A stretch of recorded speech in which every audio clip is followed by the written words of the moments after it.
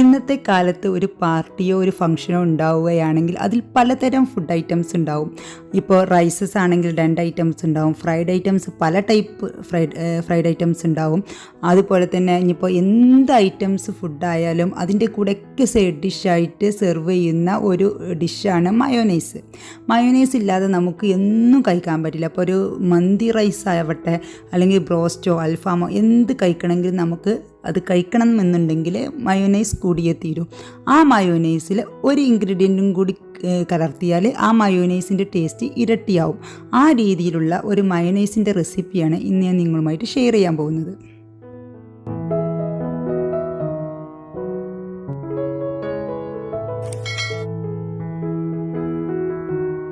അപ്പോൾ നമ്മുടെ ഈ സ്പെഷ്യൽ മയോനൈസ് തയ്യാറാക്കാൻ വേണ്ടിയിട്ട് ഞാൻ 2 മുട്ട എടുത്തിട്ടുണ്ട്. 2 മുട്ടയുടെ അളവിലാണ് ഞാൻ കാണിക്കുന്നത്.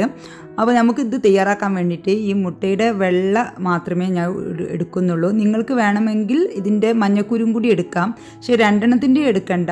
ഒരു മുട്ടയുടെ മഞ്ഞക്കുരും കൂടി എടുത്ത് വെച്ചിട്ട് വലിയ പ്രശ്നം വരില്ല. അപ്പോൾ ഇപ്പം ഞാനിവിടെ 2 എടുക്കുന്നില്ല കേട്ടോ, വെള്ള മാത്രമേ എടുക്കുന്നുള്ളൂ. ഇനി നമുക്കിതിലോട്ട് 4 ചെറിയ വെളുത്തുള്ളിയുടെ അല്ലി എടുത്തിട്ടുണ്ട്. ഇത് ചെറുതായിട്ട് കട്ട് ചെയ്തിട്ട് നമുക്ക് ഈ മിക്സിയുടെ ജാറിലോട്ട് ഇട്ട് കൊടുക്കാം. മിക്സിയുടെ ജാർ എടുക്കുമ്പോൾ വലിയ ജാർ എടുക്കരുത്, ചെറുതെടുത്താൽ മതി. ഞാനിപ്പോൾ അതിൻ്റെ നടുവിലുള്ള ജാറാണ് എടുക്കുന്നത്. ഇനിയിപ്പോൾ ആരും ചേർക്കാത്ത ഒരു ഇൻഗ്രീഡിയൻ്റാണ് ഞാൻ ഇപ്പോൾ ഇതിലോട്ട് ചേർക്കുന്നത്. വറ്റൽമുളകാണ് ഞാൻ ചേർക്കുന്നത്. നിങ്ങളുടെ കയ്യിൽ ഇനി വറ്റൽമുളക് ഇല്ല എങ്കിൽ ക്രഷ് ചെയ്ത മുളകുണ്ടല്ലോ, അത് 1 ടീസ്പൂൺ ചേർത്ത് കൊടുത്താലും മതി.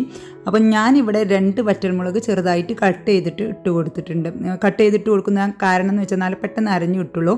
ഇനി 1 ടീസ്പൂൺ ചെറുനാരങ്ങയുടെ നീരും കുറച്ച് ഉപ്പ് കൂടി പോവണ്ട, ഒരു 1/4 ടീസ്പൂൺ ഉപ്പ് മതിയാവും. അതിൽ കുറഞ്ഞാലും കൂടി പോകണ്ട. ഇനി നമുക്ക് ഇത് നന്നായിട്ടൊന്ന് ഗ്രൈൻഡ് ചെയ്തെടുക്കാം. ഗ്രൈൻഡ് ചെയ്യുമ്പോൾ ആ വെളുത്തുള്ളിയും അതുപോലെ തന്നെ നമ്മുടെ മുളകൊക്കെ ഉണ്ടല്ലോ അതൊക്കെ ശരിക്കും അരഞ്ഞോന്ന് നോക്കണം കേട്ടോ. അപ്പോൾ അരഞ്ഞിട്ടില്ലെങ്കിൽ വീണ്ടും അരച്ചെടുക്കുക, അല്ലെങ്കിൽ പിന്നെ അത് അരയാൻ ബുദ്ധിമുട്ടായിരിക്കും. നന്നായിട്ട് അരഞ്ഞതിന് ശേഷം നമുക്കിതിലോട്ട് ഓയിൽ ഒഴിച്ചു കൊടുക്കാം. സൺഫ്ലവർ ഓയിലാണ് സാധാരണയായിട്ട് എല്ലാവരും ഒഴിച്ചു കൊടുക്കാറ്. ഇനിയിപ്പോൾ നിങ്ങളുടെ കയ്യിൽ ഒലിവ് ഓയിൽ ഉണ്ടെങ്കിൽ നല്ല ഹെൽത്തിയാണ്, ഒലിവ് ഓയിൽ ഒഴിച്ചു കൊടുത്താലും മതി. ഏകദേശം ഒരു 3/4 കപ്പ് ഓയിൽ വേണ്ടി വരും.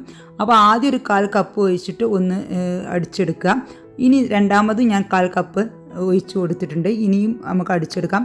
അടിച്ചെടുക്കുമ്പോൾ ശ്രദ്ധിക്കേണ്ടതെന്ന് വെച്ചാൽ മിക്സിയുടെ ഫസ്റ്റ് ഒന്നിലിട്ടിട്ട് ഒന്ന് അടിക്കുക, ഒരു 5 സെക്കൻഡ്. പിന്നെ അതേപോലെ 2ാമത്തെ നമ്പറിലിട്ടിട്ട് ഒരു 5 സെക്കൻഡ് അടിക്കുക. പിന്നെ 3ാമത്തെ നമ്പറിലിട്ടിട്ട് ഒരു 5 സെക്കൻഡ് അടിക്കാം. ആ സമയം കൊണ്ട് തന്നെ നമ്മുടെ മയോനൈസ് റെഡി ആയിട്ടുണ്ടാവും. ഇത് കണ്ടോ, ഈ ഒരു കൺസിസ്റ്റൻസിയിലാണ് നമുക്ക് മയോനൈസ് വേണ്ടത്. ഇനി നിങ്ങൾക്ക് ഇതിലേറെ തിക്കിൽ വേണമെന്നുണ്ടെങ്കിൽ കുറച്ചും കൂടി ഓയിൽ ഒഴിച്ചിട്ട് ഒന്നും കൂടി ഞാൻ പറഞ്ഞ പോലെ 1ാം നമ്പറിൽ 5 സെക്കൻഡും 2ാം നമ്പറിൽ ഒരു 5 സെക്കൻഡും 3ാം നമ്പറിൽ ഒരു 5 സെക്കൻഡും കൂടി വെച്ചാൽ ഇതിലും തിക്കായിട്ട് കിട്ടും. പക്ഷേ ഇത് റൈസിൻ്റെ കൂടെ കഴിക്കാൻ ഇങ്ങനെയാണ് കേട്ടോ നല്ലത്. അപ്പോൾ ഞാനിത് മന്തിയുടെ കൂടെയാണ് കേട്ടോ സെർവ് ചെയ്യുന്നത്. ഇനിയിപ്പോൾ നമുക്ക് മന്തിയാണോ ബ്രോസ്റ്റ് ആണോ അൽഫാമാണോ ഗ്രിൽഡ് ചിക്കൻ ആണോ എന്തിൻ്റെ കൂടെ ആയാലും നല്ല ടേസ്റ്റി ആയിട്ടുള്ള മയോനൈസ് ആയിരിക്കും. നമ്മൾ സാധാരണ മയോനൈസ് ഉണ്ടാക്കുന്ന പോലെ തന്നെ അതിലോട്ട് ഞാൻ വറ്റൽമുളകും കൂടി ആഡ് ചെയ്തിട്ടുള്ളൂ.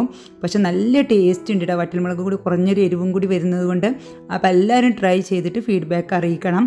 ഇഷ്ടമായ ഫ്രണ്ട്സിനും ഫാമിലിക്കൊക്കെ ഒന്ന് ഷെയർ ചെയ്യുക. ഇതുവരേക്കും ചാനൽ സബ്സ്ക്രൈബ് ചെയ്യാതെയാണ് കാണുന്നതെങ്കിൽ ഒന്ന് സബ്സ്ക്രൈബ് ചെയ്ത് സപ്പോർട്ട് ചെയ്യുക. അപ്പോൾ എല്ലാവർക്കും എൻ്റെ നന്ദി, നമസ്കാരം.